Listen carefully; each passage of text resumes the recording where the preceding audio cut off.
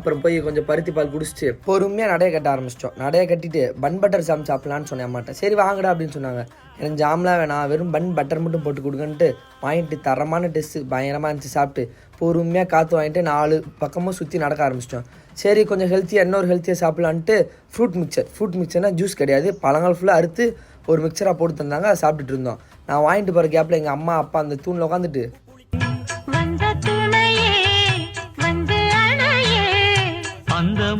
சந்திரனை சொந்தம் கொண்ட சுந்தரி.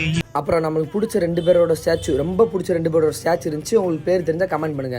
அப்புறம் வெற்றிகரமாக தெப்பக்குளத்தை சுற்றி முடிச்சாச்சு. நானே எங்கள் அம்மா அப்பா எல்லாரும் ஒரு போஸை போட்டு வந்துட்டோம். வந்து டிராஃபிக்கில் இருந்தால் நம்மளுக்கு ஒரு லக்கு கீழே ஒரு 500 கடந்து எடுத்துட்டு அப்புறம் தரமாக ஒரு பாலாடியோட ஒரு பாலை போட்டு நாங்கள் வீட்டுக்கு வந்து எங்களை வரவேற்றது இவர் தான். கடைசியில தான் வந்து சேர்ந்தாரு விநாயக். அது யார்?